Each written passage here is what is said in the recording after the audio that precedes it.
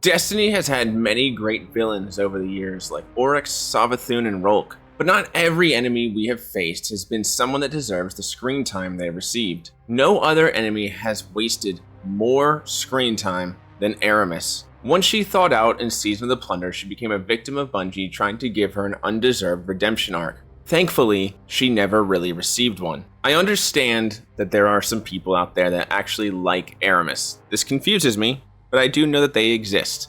So if you stick around and hear me out, I will give you the perfect metaphor that explains exactly what kind of person Eramis is towards the end of this video. Even My Name is Bife liked this metaphor when I told him a couple months ago when he joined me on my Twitch streams. If you have followed me for a long time over on TikTok, you know I am Eramis's biggest hater. No other character besides maybe Nimbus and Hawthorne deserves the hate they get. I also, just full disclosure, don't really like Failsafe. Now, while I do not like Eramis, at least she's not on Nimbus's level. Nimbus's inclusion in Lightfall was so tone deaf, it is one of the many reasons I dislike the Lightfall story so much. I know some people watching this never played Red War because, well, it's not in game anymore.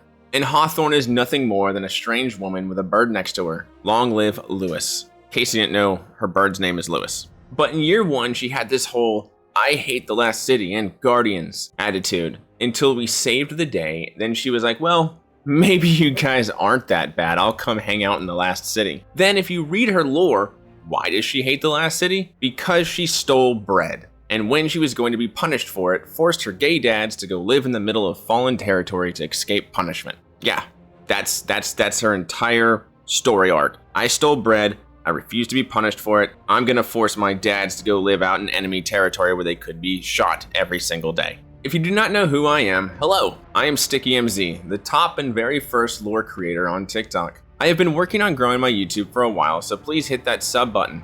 I've noticed most of my views are coming from non-subscribers. Let's change that. It's a well-known fact that those who sub to this channel have an increase of 4% in straight up girth. And if you'd like to get involved in the community, I posted a video to the top of my page on ways I can help you get through endgame content or others can help you. Eramis has been one of those characters that just won't go away. Like a roach in the wall, she's just always there. She's not a complicated character like I've heard some people say. In fact, she's very single-minded. Her entire motivations are revenge on the Traveler under the lie that she's trying to help her people. Not once does she need to destroy the Traveler or Lightbearers or humans to help her people. Remember, they came to our solar system and started attacking us. We didn't invade them. They came here and started murdering, blowing up cities, and eating babies. If she truly cared about her people, she would have just left and built a home somewhere else.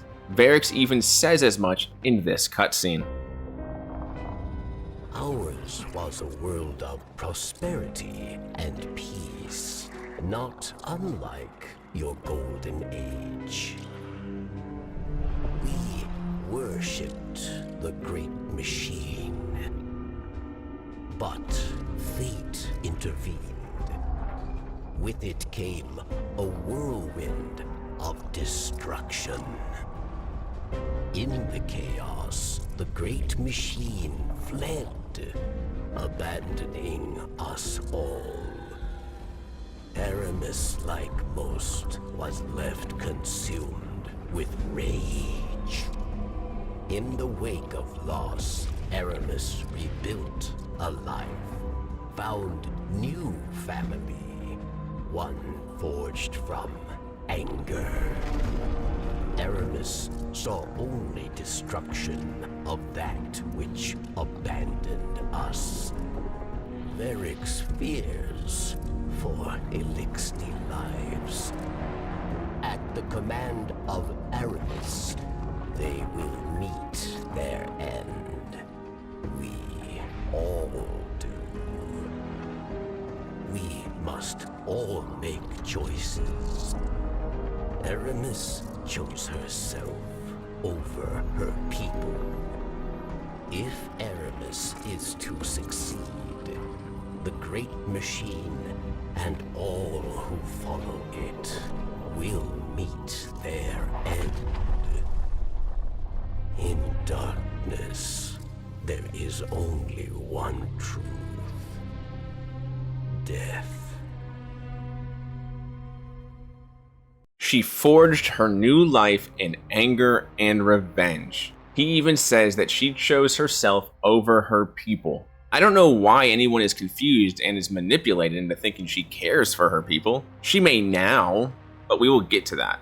Eramis wanted revenge and would stop at nothing to get it, even siding with the very thing that destroyed her planet and killed her own people. I've heard people say she left and had no idea about the Black Fleet and pyramid ships. That's why she went into one and got stasis.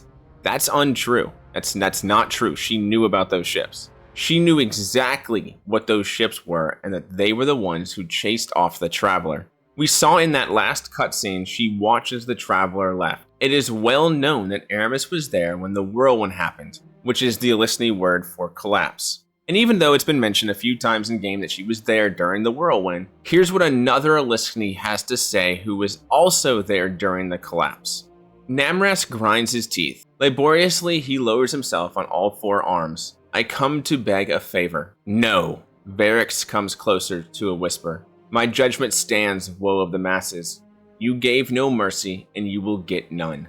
You make a habit of serving queens who will abandon you. Namrask whispers back. Eramis is doomed, Varix. She is whirlwind touched, as I was once. He calls Eramis whirlwind touched, meaning she was there when the Black Fleet arrived and sent Reese ablaze.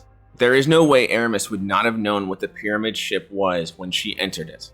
Eramis cared so much for revenge that she sent her own family away. Instead of actually protecting her people and her wife and her children, she was dead set on a revenge mission. As said here on the same lore page a little further down. She knows what she risks. Why else would she have sent her mate and children to another star? Atheris is gone? Woeful news. She was Eramis's guiding glint. You always have a way out. I want a part of it. There's a stark difference between a group of Alicini who wanted to protect themselves and those who want revenge and power, like Eramis. If you've read the lore from the Vespers Host dungeon armor, you'll know exactly what I'm talking about. If not, the gist is all the Fallen we fight in that dungeon just wanted to be left alone and live in peace, which makes it kind of even sadder. But unfortunately that changed when they were all hive-minded by what was on the station. What are you working on? Analyzing some old mechanical blueprints.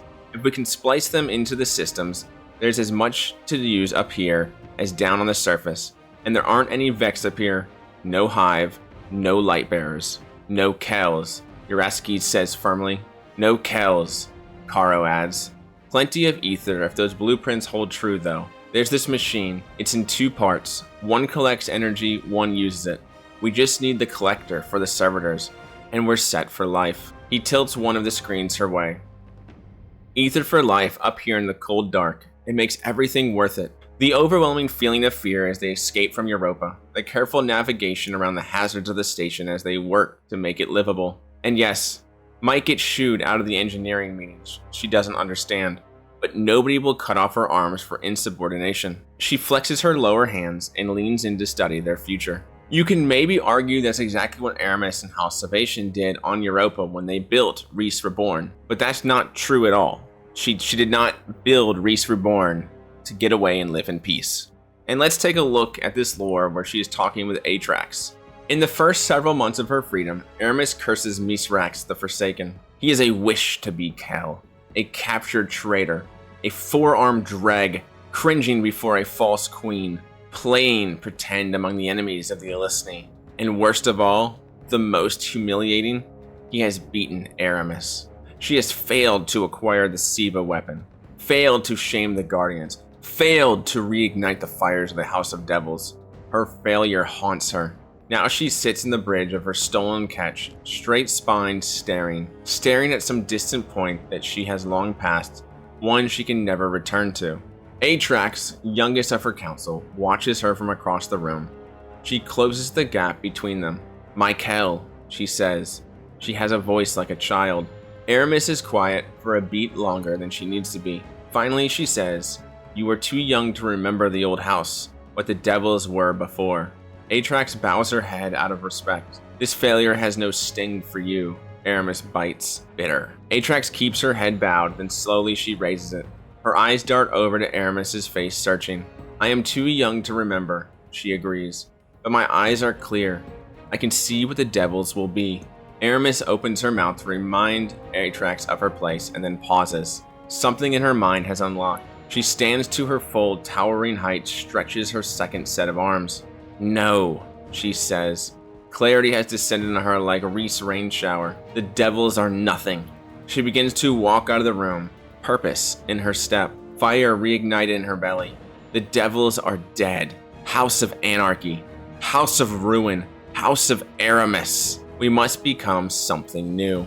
Not one mention of peace, not one mention of protecting her people. House of Anarchy, House of Ruin, House of Eramis. Just more revenge and egotistical single-mindedness. Reese Reborn was never created as a safe haven for the fallen, just a way to gain back the power the House of Devils lost. But let's say for argument's sake she did have all the intentions of making Reese Reborn a new safe haven and wanted to live in peace. What happened the second she was able to get her hands on some more power?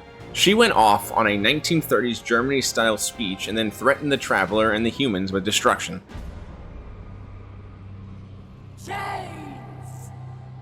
For centuries we have been bound by them. Servants to the so-called Great Machine. We even built idols in its image. We have become pawns of our own devices. No longer.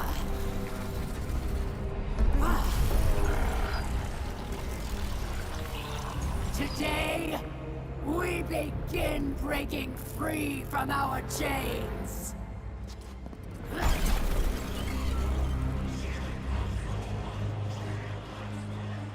This power is a gift.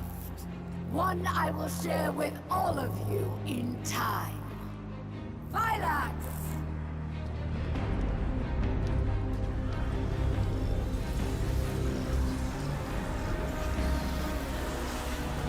One by one, we will rise again.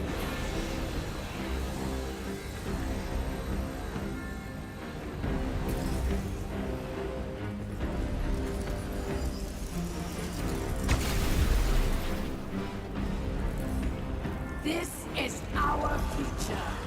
Our enemies stand no chance against this power. The Great Machine will finally know our pain.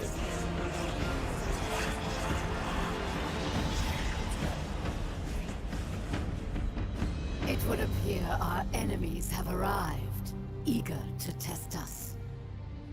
Let's not keep them waiting. It has always been about Eramis wanting power, not to save her people, but for herself. Let's even take a look at the timeline for Eramis. She leaves Reese angry and wanting revenge, then was an important figure during the Battle of Twilight Gap where the Fallen attacked the last city to try to gain control over the Traveler. Then she went to prison, and as soon as she was released, she sent people to attack the old tower to retrieve the power of Siva and build the House of Devils back up. When that didn't work, she went to Europa to build a new house to honor herself and to cause chaos. House of Ruin, House of Anarchy, House of Eramis. Then she found Stasis, and once she had power again, went back onto the attack. At the end of Beyond Light, Eramis can no longer control Stasis, and the power encases her in a crystal for a few years. What is the first thing Eramis does when she is free? Try to gain power again. During Season of the Plunder, Eramis was tasked with finding relics that contained the body parts of Nezarec. While it is true that she did this because the witness offered her something, there's a few things we have to consider here, but let's start with this cutscene. Centuries ago, when the Elixni first came to this system, when your father was just a hatchling, our people had nothing. So, when they discovered Nezarec, disciple of the Witness, entombed in the Lunar Pyramid, they harvested its dark power for themselves and for the future of our people. Mizrax inherited one of these relics, and its power ensnared him. He sought more, no matter the cost.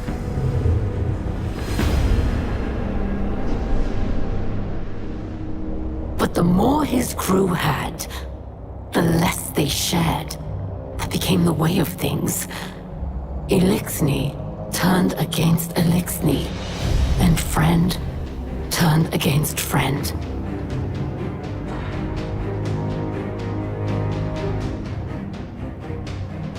Over time, the relics of Nezarec were separated and scattered across the galaxy. Their influence faded, but the stains of their power endure. Mizrax fled from the butchery he was born into. He claims he has changed and now lives a life of piety. But no matter how he tries to bury his past, with selfish displays of generosity and scraps of stolen wisdom, Mizrax will always be a liar, a thief, and a killer. Eramis knew how destructive these relics were. She even curses Mithrax for using them. She said friend turned against friend, and many Elixni lives were lost at their own hands, which means she was willing to sacrifice her own people to get these artifacts for the Witness. What did the Witness offer Eramis? We don't know, but it is safe to assume to make her a disciple and to give her his power, like he did with Rolk and Callus. One of the main reasons I think the Witness offered Eramis power is because she can now use stasis without her magical glove. Something changed with her after she thawed out. We may never actually know for sure, but knowing how the Witness operates, he offers the carrots before he puts out the stick. We see that with Callus. The Witness gave him power, and then when he failed and talked back, the Witness screamed at him. Which is why when in Season of the Seraph, the Witness started turning Eramis's dead friends into scorn, it makes sense. She had already failed when offered greatness. She needed new motivation under the guise of fear. During Season of the Plunder, we do see Eramis save Ido from the Lucent Hive. Some people may think this is a way of protecting her people, and that may be semi-true in this situation. I think it's more likely, given who Eramis has always been, she wanted to turn Ido against her father. Show that her father wasn't a good person. Eramis told Ido about her father's past with the relics of Nezarec and painted him as a terrible person. But then we also see this.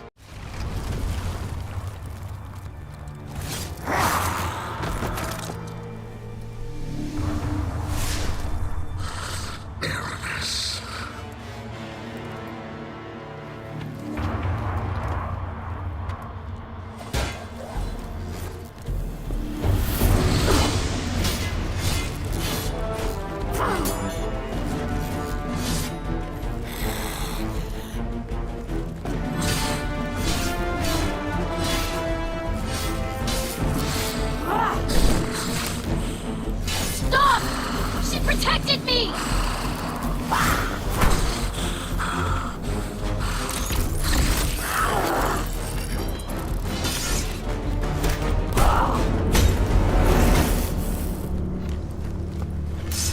Stop! Do it! Show your daughter who you really are!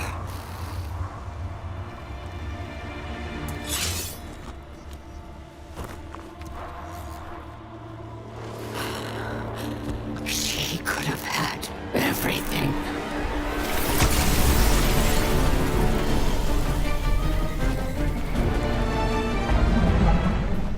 If Eramis really cared about Ido, or peace, or protecting her people, she would have taken Ido up on her offer to join them. Eramis Kell, again I greet you in the light, not as my enemy, but as my savior. You protected me from the Lucent Hive. Without your intervention, I would have died at their hands. I thank you. I was terrified, not only of the Hive, but of you. When you arrived, I thought it was to follow through on your threat. Then you turned and raised your blade against my assailants. But that same blade would have taken the life of my father, if you'd had the advantage. I am not afraid of what you are, but I am afraid of what you do. The Whirlwind led to you. It led to my father, but it led to me as well. We can see a future for the Elixni beyond the pain of the Whirlwind. but you think you can't be a part of it. I do not believe that. My father spared you because he saw that you can turn from a path he had once followed. I see this also. I know the futility of this, but I will say it regardless. There is a place for you here. We need not be enemies. Come home, Eramis. Every single time Eramis has a chance to admit wrong and join the peaceful side, she turns it down. Eramis has never wanted peace or to protect her people. I'm gonna keep driving this point home. If she had, she would have joined the House of Light here. During Season of the Seraph, Eramis would gain control over the Warsat network. Not to save her people, not to live in peace, for the sole reason to destroy the Traveler. That is it.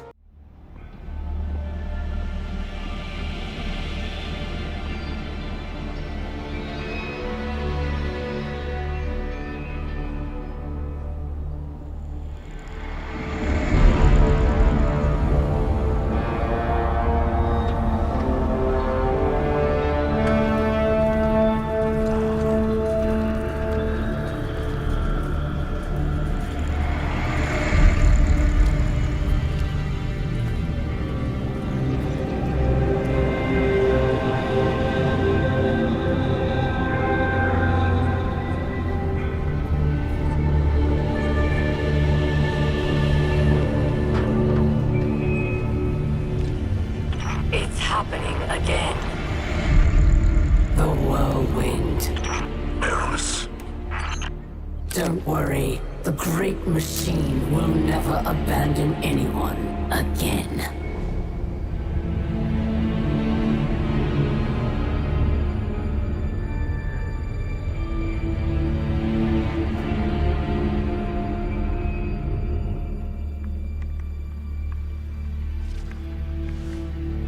It's leaving. The Traveler is leaving.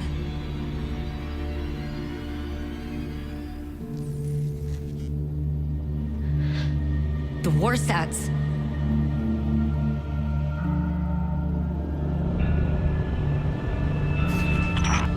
Eramis, please do not do this. If you care at all for our people, if there is anything left in your heart,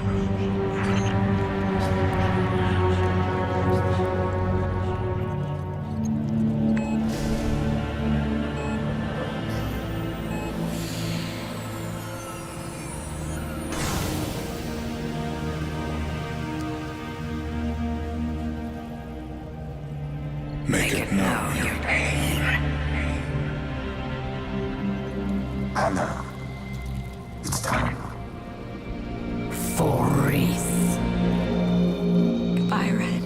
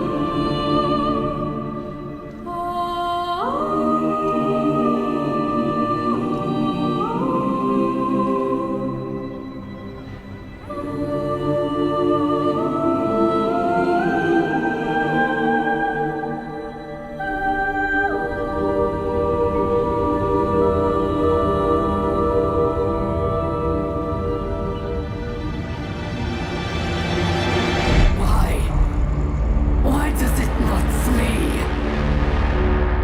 Because it has nowhere else to run.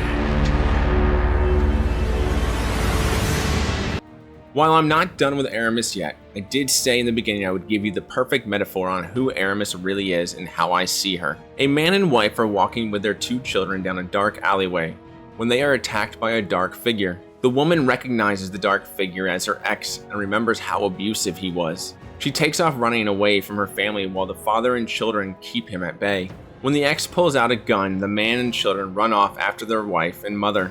The ex shoots at them but never hits them. The husband and children are unable to find their lost family member. They spend years searching for her, only to finally see that she has a new family. The father is consumed with rage, wanting nothing more than to kill his former wife. He starts attacking her new house. Small things at first, like egging her front door, but soon it turns into setting her flower beds on fire and throwing rocks through her windows. He even attacks her new children, all while telling his children he's doing this to protect them. When he fails to kill her new husband, he is convinced by his children to move to a new state and start a new life. After a short time of being in this new state and living in this new home, he hears a knock on the door. He goes to answer it, only to see that it's his former wife's ex. He doesn't blame him for his wife leaving him. Instead, he hugs the ex and accepts his help to kill his children's mother. There is not a single competent person who would say the father is in the right or truly trying to protect his family or even deserves a redemption arc. He's not complicated. He's just a bad person doing bad things, pretending he's got some moral high ground. Yeah, it sucks. His wife left him. I'm not justifying what the wife did, but every single action the man did after that fact is terrible. Eramis is literally just a crazy ex who's living the life of, if I can't have them, no one can. There are gonna be some people that are gonna say, well, Eramis changed after Season of the Seraph. Who cares? Like, seriously, who cares? Too little, too late. Sure, she tried to warn Mithrax about a bomb that ended up killing Amanda Holiday.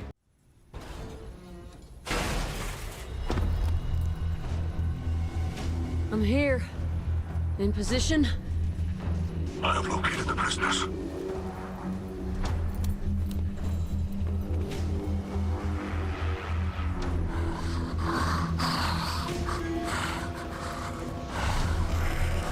Come with me. Quickly.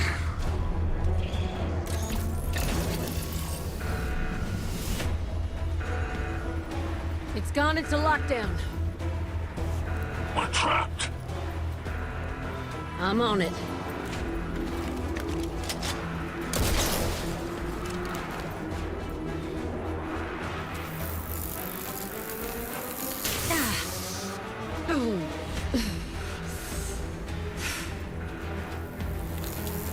Come on. Go. Now.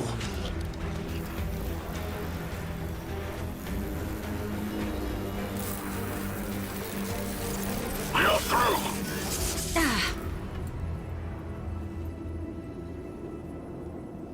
The hatch leads outside. We are safe. That's all that matters.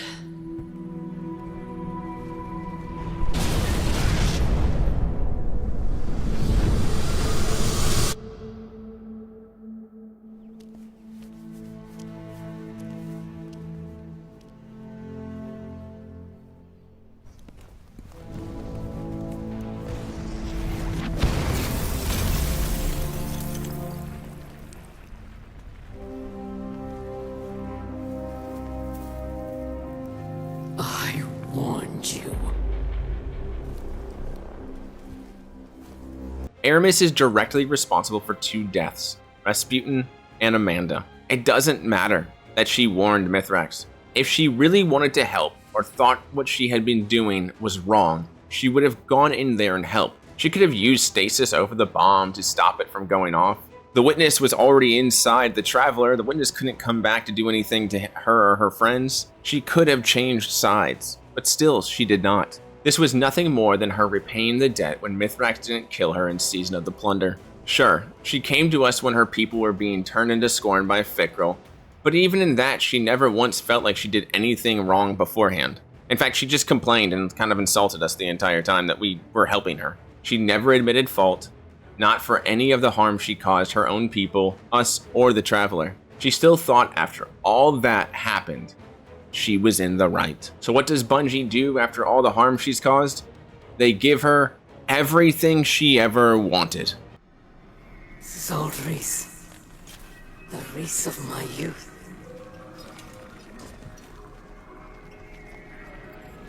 Do you hear that, Guardian? The echo speaks to us. It is a memory of old Reese. Of a moment before the Whirlwind. During an age of heroes. The echo wants to return home. to make Reese, all of this, whole again.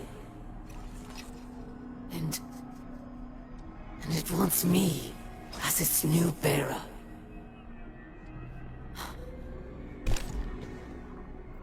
I accept. But I have conditions.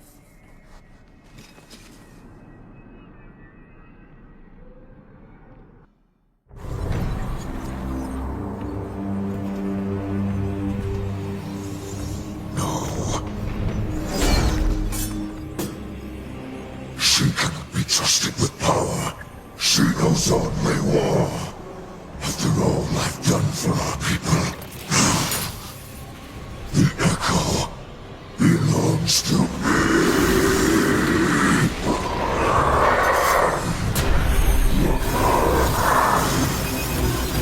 I alone can kill chaos, first and last. There are no others.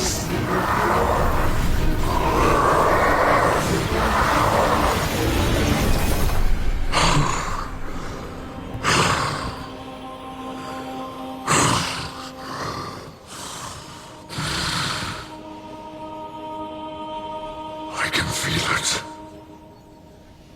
The light flowing through me once more.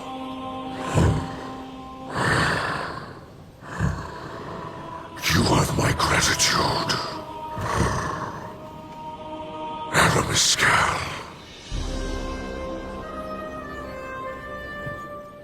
All she ever wanted was power, and now she has it. The most undeserving character in the history of Destiny got a semi-redemption arc. I wouldn't call it a full-blown redemption arc. With no apology, no admission of wrongdoing, no real acts of kindness or heroism, no self-sacrifice, she got power just cuz. Eramis, Kell of Failure, finally left the solar system to actually try and rebuild Reese. Eramis is not a complicated character, or a misunderstood character. She's just a bad character. If Bungie wanted to make her complicated or give us a reason to feel she deserved a redemption, they should have showed that. Mithrax did terrible things, mostly in lore and not in game, but he has proven himself over and over that he's changed and understands what he did in the past was wrong. Crow did horrible things and killed Cade when he was Aldrin, but has shown he is not the same person and has earned his redemption. Eramis is unredeemable at this point in time in her story. I don't know if I'll ever forgive her for what she's done. I know Bungie will probably have us go to Reese one day and Eramis will be there and probably be a different person loved by her people, but to me that doesn't matter. A person shows their true self when they are desperate and when they have ultimate power. And in both of these instances, Eramis showed us she was nothing more than filled with hate and rage, wanting revenge, jealous that the Traveler chose us. Thank you all for watching this video. I hope you enjoyed it, and if you have any suggestions for other characters you'd like to know more about, feel free to leave a comment. And if you did enjoy this video, don't be afraid to hit that sub button. But most of all, remember, hunters never die.